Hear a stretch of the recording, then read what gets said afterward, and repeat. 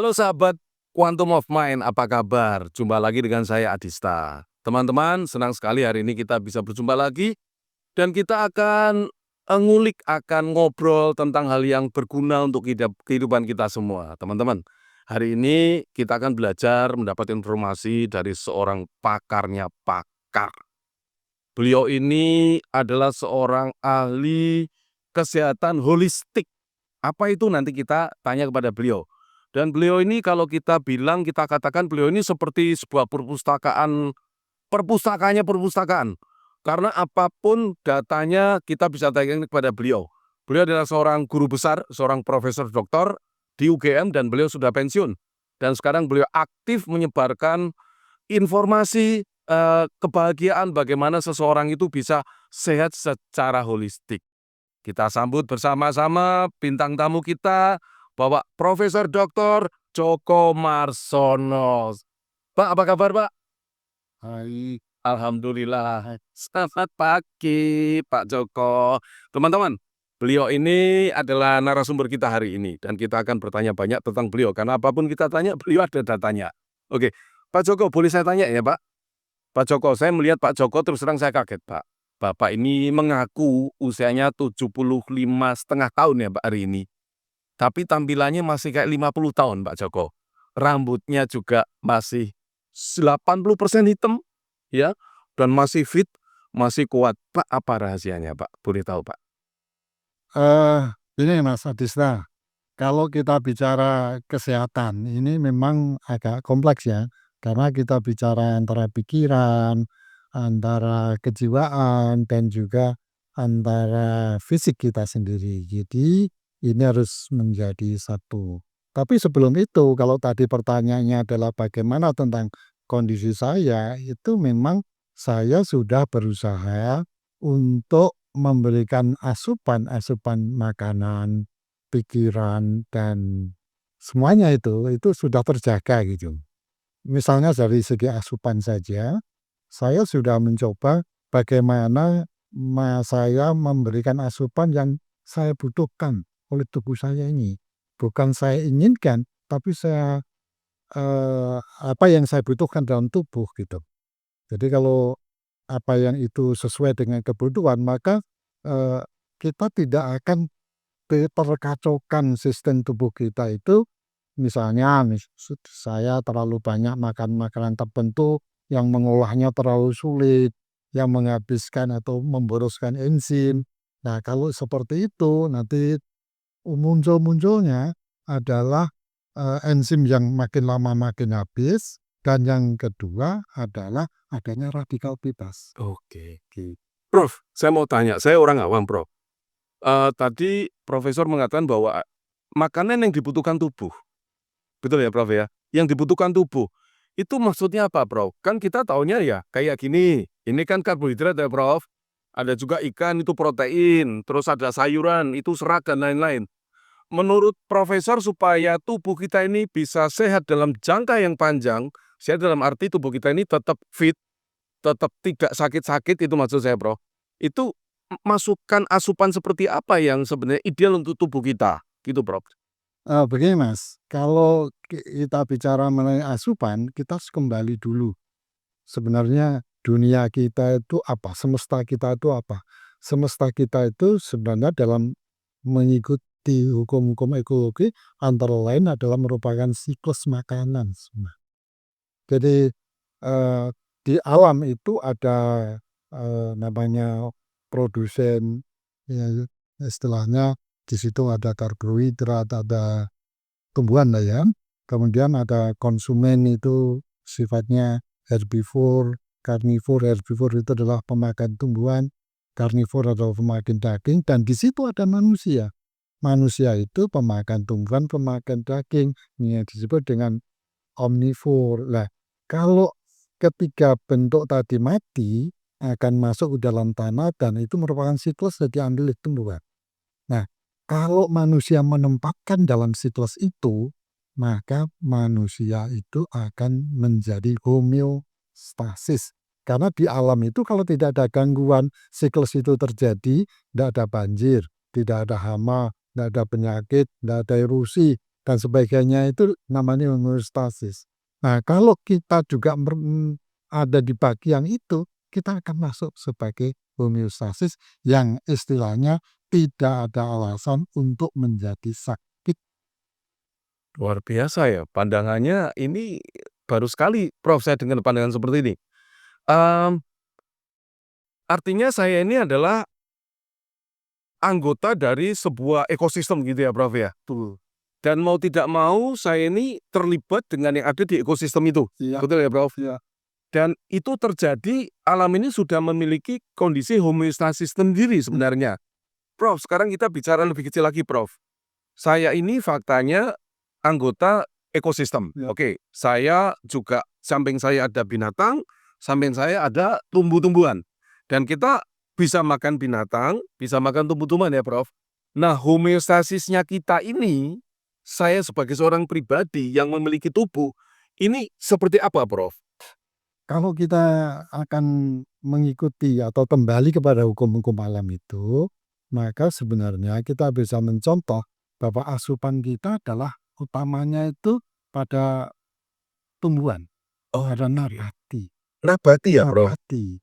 Kalau ada misalnya termasuk juga sebagai karnivor, itu kita boleh, kita ada makanan yang sifatnya hewani itu bisa, tapi tidak banyak gitu. Hanya 5-10% saja. Oh, dengan kata lain Prof, sebenarnya manusia ini didesain, betul ya Prof? Dia untuk memakan, untuk lebih condong ke herbivore ya Prof? Iya. Bukan ke karnivor ya? Bukan seperti itu, Nah, tetapi gimana Prof ada penjelasannya? sebagian besar adalah herbivore, sebagian kecil karnivor, makanya disebut sebagai omnivore itu tadi. Omnivore, oke. Kita manusia ini omnivora, betul ya Prof? Omnivora artinya dia makan herbivore dan karnivor. Cuman sebenarnya kondisi tubuh kita ini akan lebih homeostasis kalau dia lebih banyak konsumsi herbivore daripada karnivor. Itu nggak Prof? Berapa persen Prof perbandingannya kira-kira? 5-10%. Artinya yang karnivor 5-10% nih, selebihnya herbivore. Herbivore dalam kacamata orang awam misalnya apa aja Prof? Misalnya nih, saya dikatakan makan herbivore, kalau saya makan apa Prof? Sayur, Sayur, oke. dan sayur itu tidak berhenti di sayur, juga buah, tidak berhenti di buah. Karena yang kita pertimbangkan harus ragam. Ragam sayur itu penting. Ragam sayur itu apa Prof? Ragam sayur itu ya misalnya sayur A, B, C, D, E itu kalau bisa 5-10 jenis per hari. Oke, contohnya sehari hari ini nih? Misalnya Iya. misalnya contoh paling Heeh. bagus itu pecel ini. Teman-teman, kalau Anda makan pecel, itu keren ya. Anda sudah tahu pecel yang enak gimana kan? Tapi jangan pecel model sekarang. Sekarang itu hanya bayam dan apa Bayam terus kacang panjang, iya itu tauge, paling paling 3, itu.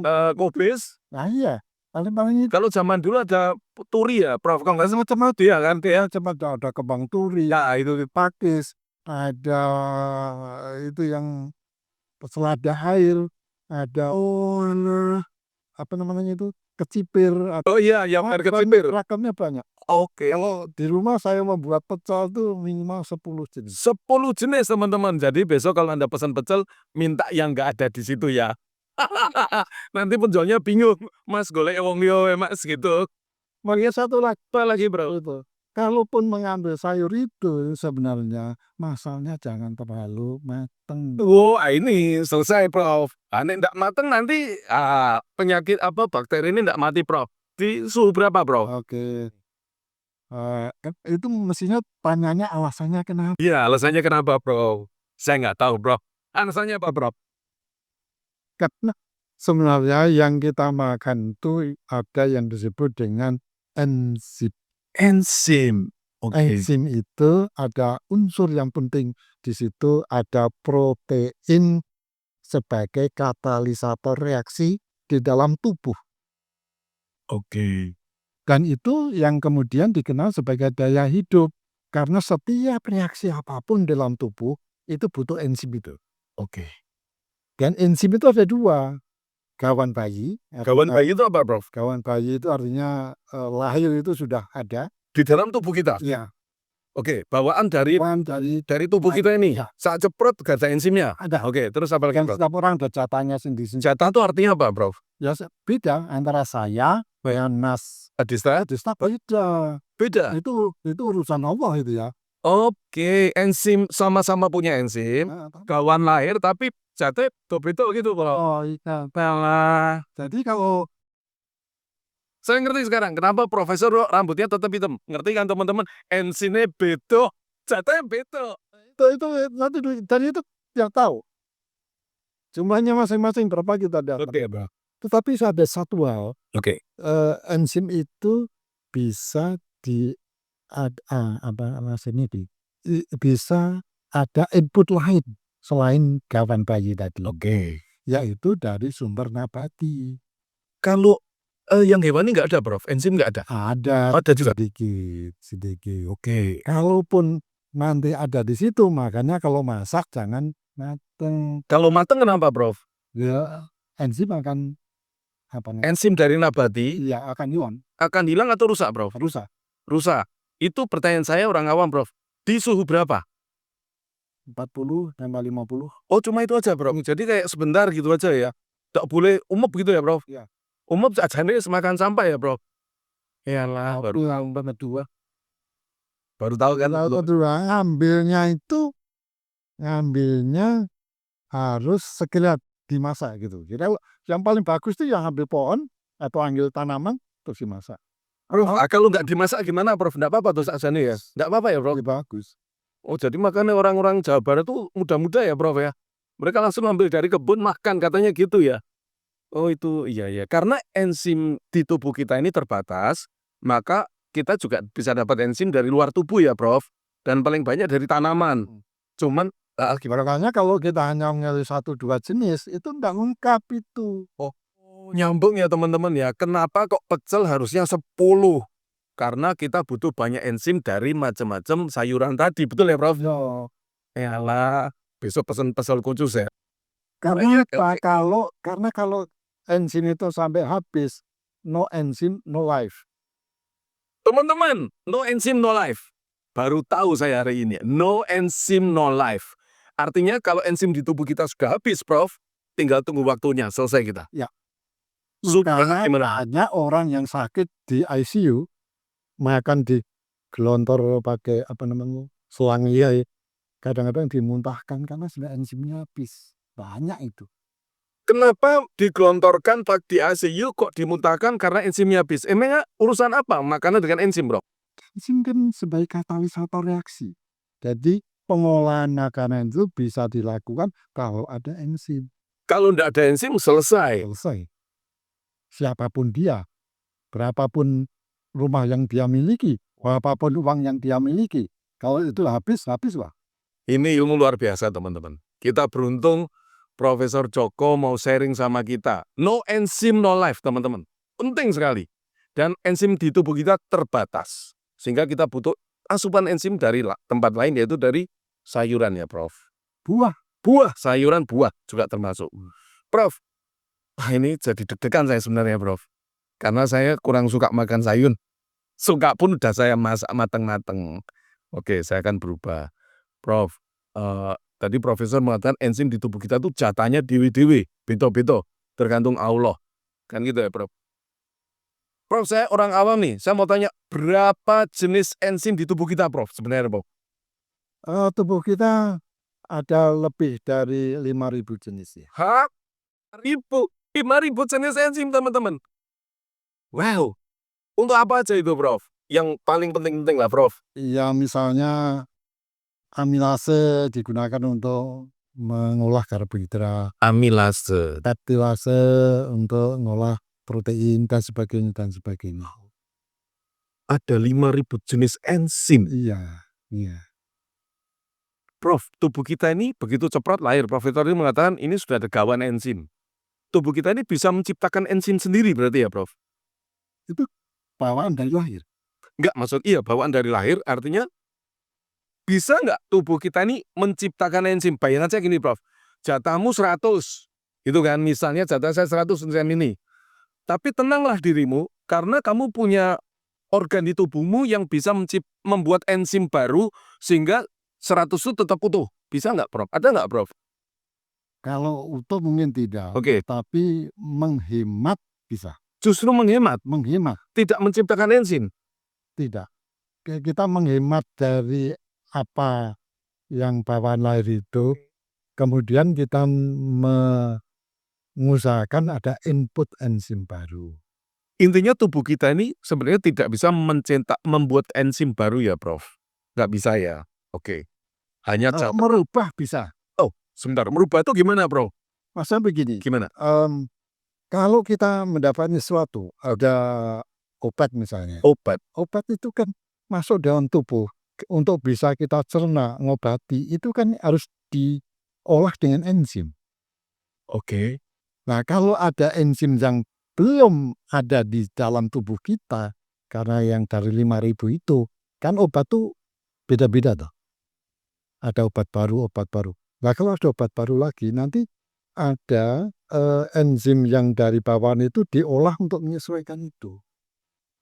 Oh, enzim bisa diubah ya, Prof ya? Sesuaikan dengan kebutuhan itu. Dengan kebutuhan itu. Tetapi artinya bahwa kita akan mengurangi zatnya Oh, malah.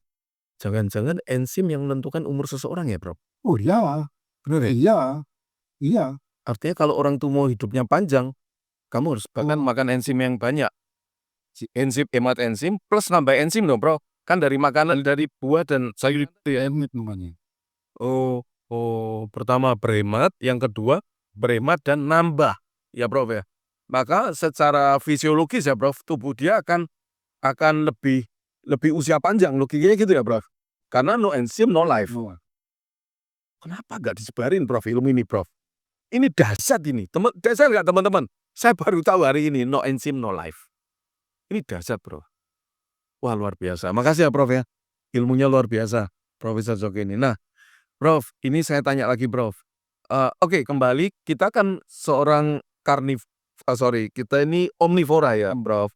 Ada sayuran dan sekarang kita udah tahu bahwa enzim tuh bagusnya tambah dari sayuran dan buah-buahan ya, Prof. Terus yang ini, yang daging-daging ini, ikan, daging ini, gimana, Prof? Kalau kita makan itu bagaimana? Kalau kita makan konsumsi daging, jangan salah, daging itu bagus untuk tubuh. Daging itu bagus untuk tubuh dalam arti apa, Prof? Dalam arti bagus untuk pertumbuhan. Jadi pertumbuhan manusia itu dimulai dari anak-anak, kemudian menjadi dewasa, itu bagus daging. Sisi apa, Dok, yang dibutuhkan si tubuh ini terhadap konsumsi daging? Kenapa dikatakan bagus untuk pertumbuhan? Ya karena memang banyak zat-zat yang diperoleh dari daging itu untuk meningkatkan pertumbuhan. Tetapi kalau sudah dewasa, tidak ada pertumbuhan lagi. Dewasa umur berapa, Prof? Ukuran kalau kita bicara dewasa nggak ada pertumbuhan, umur berapa, Prof? Biasanya ya antara 25 ke atas ya. Oke, 25 ke atas, teman-teman, ya. Itu sudah tidak ada pertumbuhan. Maka kalau kita makan daging, kita harus hati-hati. Pertimbangannya adalah daging itu satu, menggunakan enzim yang tidak sedikit. Enzim itu menggunakan enzim yang tidak sedikit. Dalam arti kalau dia masuk ke tubuh kita, gitu ya. Untuk mengolahnya banyak. Untuk mengolahnya kita butuh enzim di tubuh kita yang terbatas tadi. Iya. Kita butuh banyak nih. Iya. Oh, gitu. Gitu. Jadi, tapi kalau dimakan ya tidak apa-apa. Kita ada enzimnya dan itu bisa diselesaikan, ya tidak apa-apa.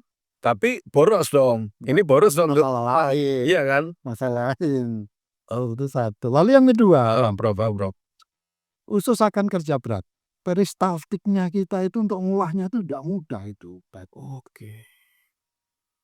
Daging tuh maksudnya daging merah atau daging putih atau daging ikan, Prof? Sementara kita bicara daging. Daging sapi lah ya. Sapi, Kambing, ayam, kuda, ayam itu ya. Oke. Jadi kalau itu menjadi konsumsi kita, usus akan kerja berat. Gerakan peristaltiknya itu luar biasa. Untuk ngeremes itu, Iya, Prof? iya. Oh, gitu ya. Lalu yang kedua, hati yang mengolah itu juga akan bekerja berat. Untuk apa, Prof? Bagian pembuangan untuk mengolah daging Daging tadi? untuk pembuangan ginjal itu juga bekerja berat, Oh alah, gitu. Jadi konsekuensinya kacau ya. enzim sudah berkurang, organ-organ tubuh kita Bekerja keras kalau kita makan daging setelah usia pertumbuhan berhenti, ya Prof? ya, Kalau dari masih kecil sampai 25 tahun oke lah, tapi setelah itu sudah. iya. Akibatnya apa? Ah, Ya kita bisa bayangkan tuh ya, mesti orangnya kalau sudah enzimnya sudah berkurang itu paling tidak kelihatan dari raut mukanya sudah tidak sekar. Jangan lihat saya Prof, malu saya. Anda gimana teman-teman loyo ndak? Kita capek, tangannya udah kulit-kulit mudah keriput, rambut mulai memutih. Hati-hati, rambut memutih. Biasanya orang berpikir kalau rambut memutih itu adalah kin. Tapi hati-hati, jangan-jangan enzimnya sudah berkurang. Oke, ini sebuah pemikiran yang mungkin agak ekstrim, Prof. Kalau kita ini, kan tadi enzimnya terbatas. Kita bisa dapat enzim dari, tanaman, dari tumbuhan, dari buah, ya, Prof. Dan kalau kita makan daging setelah usia pertumbuhan berhenti, itu akan membuat enzim kita cepat boros dan tubuh kita bekerja lebih keras. Oke, pertanyaan sederhana, Prof. Ada nggak, Prof, pil enzim? Atau infus enzim ada nggak, Prof? Sekarang tanya ada nggak? Saya tanya Profesor. Sekarang belum ada. Oh, belum ada, belum ada teman-teman. Mungkin ya yang sekarang mulai dicoba ke sana ke sini mungkin sudah ada, saya yang tahu. Tetapi barang yang sudah bikinan manusia, sudah dalam bentuk yang seperti itu, tidak alami maksud saya, itu juga butuh proses dalam tubuh, itu butuh uji klinis yang tidak sedikit. Jadi so far memang belum ada ya, Prof, suntikan enzim? Belum tahu ya, Prof, ya. Itu kalau misalnya ditemukan, usia kita bisa panjang sekali, Prof, mestinya, Prof. Iya toh, Prof? Kan gitu logikanya, Prof, ya? Dan kalau tidak ada side effect ya, pikiran manusia itu selalu tidak lepas dari side effect. Iya, Bro. Iya sih. Ya moga-moga semakin manusia pintar semakinlah dia bisa menciptakan yang lebih baik ya, Bro. Karena orang seperti Profesor ini beruntung sekali teman-teman ya. Beliau usia 75,5 tahun dengan ribuan gudang perpustakaan yang ada dalam pikiran beliau dan ini bisa mencerahkan kita semua yang masih lebih junior daripada beliau untuk tahu bagaimana kita bisa menjaga kesehatan kita dari titik poin yang paling penting yaitu no enzim, no life. Kita sudah belajar hari ini banyak dari Profesor Joko. Prof, eee, ada takaran nggak, Prof? Saya ini ingin memasukkan enzim dari sayuran dan buah-buahan. Sehari berapa kilo, Prof, saya harus makan buah dan sayuran? Sampai saat ini ukuran itu belum ada. Belum ada? Hanya kita berdasarkan prinsip ekologi yang, semakin banyak diversity, jadi semakin tinggi keanekaragaman jenis input nabati semakin baik. Kalau ukurannya berapa kita belum tahu. Prof, kalau kita bincang dari tadi kan pemahaman yang diberikan Profesor kepada kami itu kan pemahaman yang sangat penting, Prof. Kenapa kok tidak dibikin seminar atau disebarkan secara masif, Prof? Ini kan prinsip tadi no enzim, no life, Prof. Profesor pasti sudah melakukan lah. Sejauh apa, Prof? Ya, yang pertama saya menulis buku tentang itu. Oh, sudah ditulis. Sudah Apa, Prof, tahun judulnya, Prof? 2017, Sehat Mandiri Berbasis Ekologi. Sehat mandiri berbasis ekologi. Ya. Nah, bisa didapat di mana, Prof? Waduh, ini sudah dicetak. Cetakan pertama sudah habis. Oke, Cetakan yang kedua bisa diperoleh di langsung pesan ke Profesor. pesan, ya. Oh, oke, siap. Teman-teman bisa pesan ini, ya. Oke, sehat mandiri berbasis ekologi ya. Boleh tulis komentar mau pesan berapa, atas nama siapa, WA ya, kasih di kolom komentar teman-teman ya. Judulnya adalah sehat mandiri berbasis ekologi teman-teman. Ya, apa yang Profesor ceritakan tadi semua tertulis di sini. Pemahaman kita akan benar tentang bagaimana tubuh kita bekerja. Hal penting apa yang perlu kita perhatikan ada di buku ini. Ya, oke. Lalu yang Apa lagi, Prof? kedua saya juga sudah banyak sekali memberikan workshop, seminar gitu. Wow, di mana aja, Prof? Di beberapa kali pertemuan ya, Yes. perumahan-perumahan, ada grup-grup apa gitu, sering saya diminta bicara ini. Oh, ya luar biasa. Terus, Prof? Terus, ya di mass media, Di mass media, oke. terakhir di medsos itu ya. Medsos, oke. Wah, ini ilmunya ini buku apa, Prof, yang ini, Prof? Nah, Penyembuhan holistik nih, apa ini, Prof? yang satunya ini adalah kalau sudah terlanjur sakit. Oke. Kalau orang misalnya tidak mengikuti hukum ekologi itu, menjadi sakit, lalu dilakukan penyembuhan holistik ini. Oh, penyembuhan holistik, penyembuhan berbasis main teknologi, teman-teman. Boleh saya lihat, Prof, bukunya? Wah, menarik sekali, teman-teman. Penyembuhan holistik berbasis main teknologi. Ternyata profesor kita ini bukan cuma ahli ekologi, tapi beliau juga ahli tentang main teknologi dan main terapi.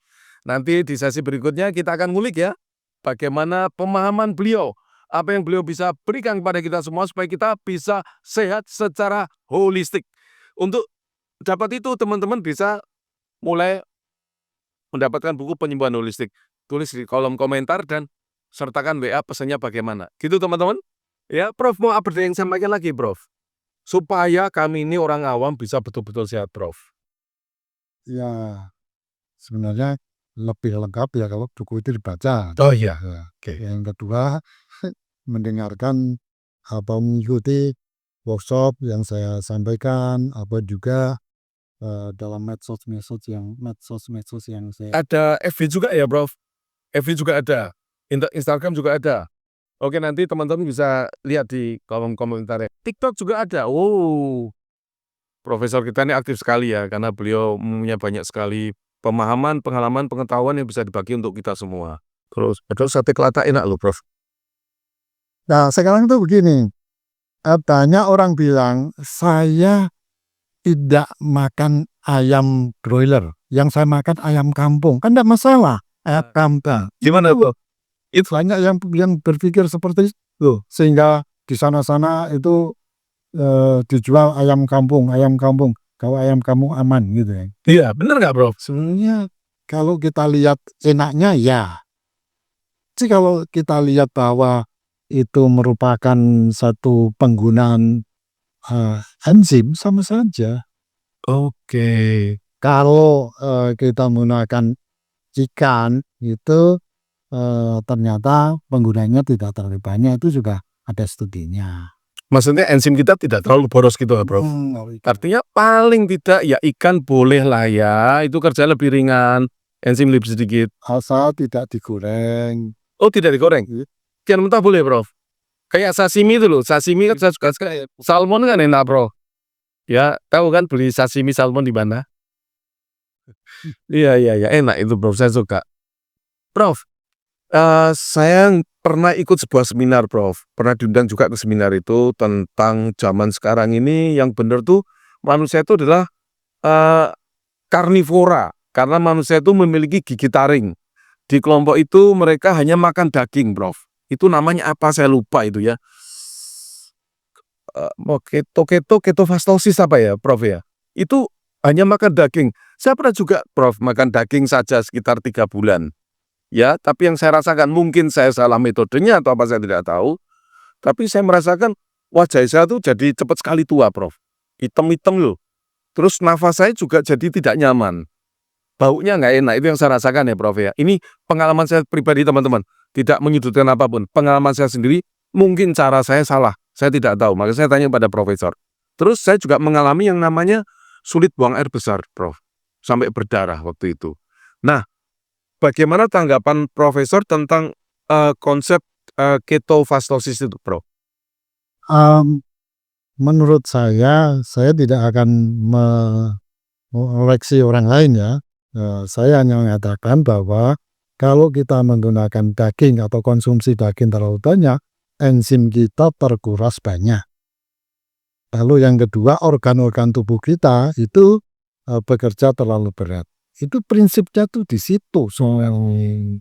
Jadi kalau apalagi kalau kita terhadap usus seperti ya, kalau usus itu tidak terkelola dengan baik, daging itu, maka untuk keluarnya itu sulit karena di situ tidak ada yang namanya serat. Serat itu mempermudah kerja usus sebenarnya. Nah, kalau tidak ada serat maka untuk mengeluarkan kotoran di usus itu lalu terjadi gerakan peristaltik itu satu. Lalu yang kedua, kadang-kadang lalu di usus atau usus besar itu menjadi ada penebalan. Nah, kalau itu sulit keluar, lalu di sana ada pembusukan. Nah, kalau sudah mulai terjadi pembusukan, ini biasanya merupakan salah satu penyebab gagal. Oh iya. Gitu ya, Prof ya? Ya. Salah satu penyebab kanker. Dan itu munculnya tidak selalu harus di usus.